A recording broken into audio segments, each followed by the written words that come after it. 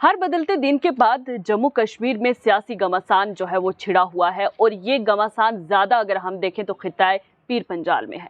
पीर पंजाल की सियासत इस वक्त बहुत गरमाई हुई है। इसमें तरह तरह की बातें निकलकर सामने आती हैं। रोज नया कोई जो है वो बखेड़ा खड़ा किया होता है सियासी जमातों की जानिब से। अगर हम देखें तो थर्ड ब्लॉक जो है वो तैयार हो रहा है, जिसमें गुलाम नबी आज़ाद, अल्ताफ बुखारी और पीपल्स कॉन्फ्रेंस के सज्जाद गनी लोन हैं। जिस तरीके से स्पेकुलेशन है उसके मुताबिक हम आपको बताएं तो गुलाम नबी आज़ाद की मैंने कुछ दिन पहले जो है वो एक रिपोर्ट की थी जिसमें बताया था कि गुलाम नबी आज़ाद खित्ताए पीर पंजाल से यानी कि पुंछ राजौरी और अनंतनाग सीट से कंटेस्ट जो है वो कर सकते हैं इलेक्शन में, लोकसभा इलेक्शन में। लेकिन अब जो है वो ये खबरें तेज़ी से गर्दिश कर रही हैं कि गुलाम नबी आज़ाद अगर पुंछ राजौरी और अनंतनाग सीट से लड़ना चाहेंगे तो इसको भारतीय जनता पार्टी जो है वो हिमायत करेगी। इसमें बड़ी बात कि भारतीय जनता पार्टी गुलाम नबी आज़ाद को क्यों हिमायत करेगी? क्या जिस तरीके से गुलाम नबी आज़ाद ने कांग्रेस को छोड़ा और एक नई पार्टी जो है वो अमल में लाई, उसके बाद इस तरह की बातें, इस तरह के रूमर्स के गुलाम नबी आज़ाद ने जो नई टीम बनाई है, नई जो सियासी जमात खड़ी की है, वो भारतीय जनता पार्टी का एक हिस्सा है।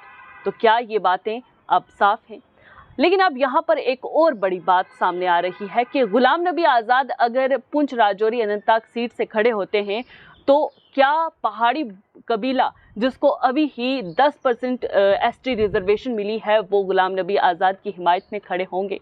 वो इसलिए क्योंकि गुलाम नबी आज़ाद ने एक वक्त में जो है पहाड़ी कबीले को की मुखालफत की थी कि इनको शेड्यूल्ड ट्राइब का स्टेटस जो है वो नहीं मिलना चाहिए।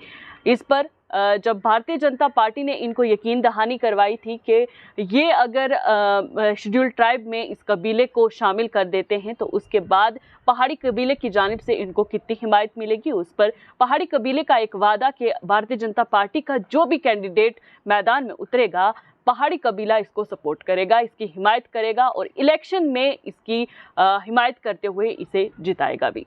लेकिन क्या अब गुलाम नबी आज़ाद अगर कंटेस्ट करते हैं इस सीट से तो क्या पहाड़ी कबीला इनको हिमायत करेगा? अगर नहीं करेगा तो भारतीय जनता पार्टी को क्या नुकसान हो सकता है? वहीं अब ये बातें कि खित्ते पीर पंजाल की बात करें, इस सीट की बात करें जो कि पुंछ राजौरी अनंतनाग की सीट है, इस पर गुज्जर बकरवाल और पहाड़ी कबीला ही तय करेगा कि कौन सा कैंडिडेट कौन सी पार्टी से जो है वो जीत हासिल करेगा। वहीं एक कैटेगराइजेशन बनी हुई है और ये अंदाजे लगाए जाते हैं कि भारतीय जनता पार्टी की जानिब से कुछ उम्मीदवार जिनमें अलग अलग से कैटेगरी बना के नौजवान अलग और जो हैं बुजुर्ग जो हजरात हैं जो कंटेस्ट कर सकते हैं उनकी अलग से लिस्ट बनी हुई है, जिसमें बड़े नाम हैं जिन्होंने कुछ जो हाल में ही पार्टी ज्वाइन की, बीजेपी को ज्वाइन किया, या कुछ पुराने भी हैं। खैर ये अलग बात है। लेकिन गुलाम नबी आज़ाद का जहाँ तक ताल्लुक है, गुलाम नबी आज़ाद की हिमायत में किस तरीके से जो है पहाड़ी कबीला आएगा, ये गुज्जर बकरवाल इन पे कितना यकीन करेंगे, ये बात भी अभी देखनी बाकी है। वहीं अगर हम अल्ताफ बुखारी की बात करें तो अल्ताफ बुखारी का मैंने उस दिन भी बताया था आपको कि इनको कहीं ना कहीं हिमायत मिल सकती है। वो इस वजह से क्योंकि इनके साथ जो लीडर्स हैं वो एक वक्त के पीडीपी में रहे हैं और एक जो है वो कद्दावर लीडरान जो है इनके पास एक ग्रुप जो है वो मौजूद है, गुलाम नबी आज़ाद के पास भी है। लेकिन इनसे ताकतवर, गुलाम नबी आज़ाद से ताकतवर इस वक्त अल्ताफ बुखारी भी हैं। लेकिन गुलाम नबी आज़ाद को इस सीट पे उतारना, उसके बाद अपनी पार्टी का इनकी हिमायत करना, पीपल्स कॉन्फ्रेंस की हिमायत करना और साथ में भारतीय जनता पार्टी का जो ये थर्ड ब्लॉक जो तैयार हो रहा है, इसमें किस तरीके से सियासी जमात जो है ये अपना रोल अदा करेगी, ये देखना भी बाकी है। वहीं जहां गुलाम नबी आज़ाद को पुंछ राजौरी और अनंतनाग सीट पर कंटेस्ट करने, लड़ाने की बातें चल रही हैं, वहीं पर पहाड़ी कबीले की कुछ कदावर लीडर रिप्रेजेंट करने वाले पहाड़ी कबाइल को कुछ पोस्ट डाल रहे हैं जिसमें ये कहा जा रहा है कि अगर गुलाम नबी आज़ाद को मैदान में उतारा जाएगा तो पहाड़ी कबीला भी आज़ाद है, क्योंकि वादा ये हुआ था कि भारतीय जनता पार्टी के कैंडिडेट को जो है वो वोट दिया जाएगा, ना कि दूसरी तीसरी पार्टी को। अगरचे भारतीय जनता पार्टी उसे सपोर्ट भी करती है, हिमायत भी देती है। लेकिन ये इस वक्त मुकाबला बड़ा ही दिलचस्प होने वाला है। किस तरीके से भारतीय जनता पार्टी अपने कैंडिडेट को उतारेगी या फिर किसी की हिमायत करेगी, ये देखना आने वाले वक्त में है कि क्या होगा। लेकिन अभी तक भी सियासी जमातों में से किसी एक ने भी अपना कैंडिडेट जो है वो नॉमिनेट नहीं किया है। 5 सीटें जो है जम्मू कश्मीर में, उसमें लोकसभा की सीटें जो इसमें अभी तक जो है कोई भी कैंडिडेट नहीं सामने आया है। हालांकि नेशनल कॉन्फ्रेंस ने ये जो है बात की है, थोड़ी सी बात की है कि नेशनल कॉन्फ्रेंस कह रही है कि ईद के बाद वो अपने कैंडिडेट को जो है वो मंतरे आम पर लाएंगी। उन्होंने अपना जो कैंडिडेट है वो तय कर लिया है। वहीं नेशनल कॉन्फ्रेंस की ही बात करें तो नेशनल कॉन्फ्रेंस में जहां पर ये बातें निकलकर सामने आ रही थी कि मियां अल्ताफ जो है वो इलेक्शन में लड़ेंगे, नेशनल कॉन्फ्रेंस की जानिब से खड़ा किया जाएगा उनको जो है पुंछ राजौरी अनंतनाग कॉन्स्टिट्यूंसी की लोकसभा पार्लियामेंट्री सीट पे। तो उसी पर ये अटकलें भी, ये बातें भी बीच में सामने आ रही हैं कि मियां अल्ताफ अपनी गद्दी नहीं छोड़ना चाहते। तो ऐसे में क्या मियां अल्ताफ की को हटा के या मियां अल्ताफ की जगह कोई और स्ट्रॉन्ग जो है कैंडिडेट नेशनल कॉन्फ्रेंस के पास है, ये भी अभी तय करना बाकी है। वहीं ये बातें भी कि अगर मियां अल्ताफ जो है वो नेशनल कॉन्फ्रेंस से खड़े नहीं होते तो हो सकता है कि वो अपने साहबजादे को इस सीट पर लड़ाना चाहें।